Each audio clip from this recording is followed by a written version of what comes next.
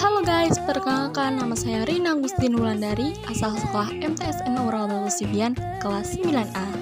Kali ini kita akan mempelajari materi penyembelihan hewan kurban. Yang pertama, pengertian kurban dan dasar hukumnya. Kedua, ketentuan tentang kurban. Ketiga, tata cara penyembelihan hewan kurban.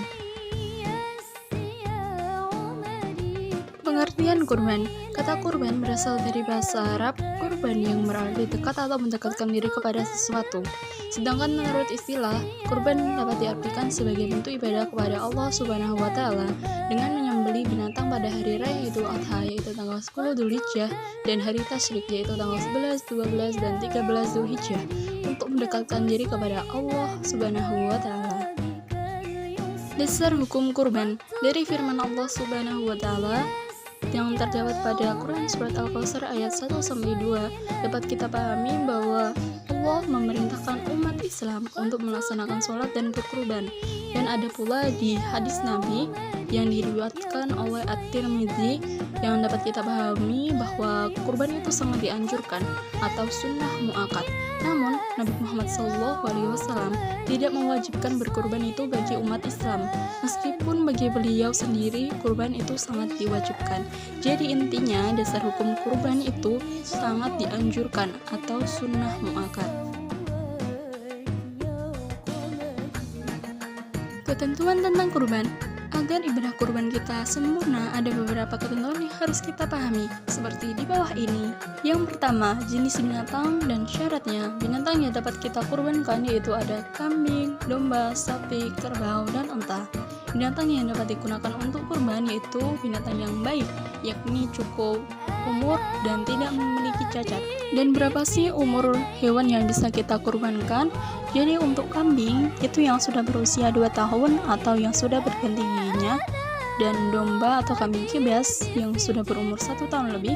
Kalau untuk sapi dan kerbau juga sudah berumur 2 tahun, sedangkan unta yang sudah berumur 5 tahun.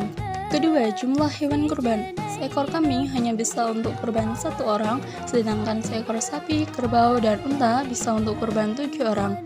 Ketiga, waktu penyembelihannya. Waktu menyembelih kurban adalah pada hari nahar, yaitu pada hari raya Idul Adha yaitu tanggal 10 Dzulhijjah dan hari tasyrik. 4. Cara menyembelih kurban.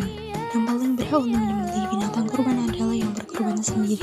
Jika yang berkurban tidak bisa, maka diserahkan kepada orang lain yang menyembelihkannya. Kelima, pembagian daging kurban. Daging binatang kurban sebagiannya atau sepertiganya dapat diberikan kepada yang berkurban sendiri, dan sisanya dibagikan kepada fakir miskin yang ada di sekitarnya. Para ulama sepakat bahwa daging kurban tidak boleh dijual. Bagi yang berkurban karena nazar, maka ia tidak boleh mengambil bagian dari daging kurbannya sedikit pun. Sunnah kurban. Untuk kesunahan berkurban disunahkan sewaktu menyembelih kurban membaca basmalah dan membaca salawat Nabi, membaca takbir dan berdoa agar Allah menerima kurban tersebut, dan binatang yang disembelih menghadap ke arah kiblat. Tata cara penyembelihan hewan kurban. A. Memilih hewan kurban yang sebaik-baiknya sesuai dengan ketentuannya. B. Diupayakan bagi yang berkurban melakukan penyembelihannya sendiri, tetapi jika tidak mampu melakukannya, diserahkan kepada orang yang mampu. Cara menyembelih hewan kurban sama seperti cara menyembelih hewan pada umumnya, yaitu binatang yang akan disembelih hendaknya direbahkan miring dan posisi kepalanya di arah selatan serta dihadapkan ke arah kiblat dengan telinga kirinya menempel ke tanah.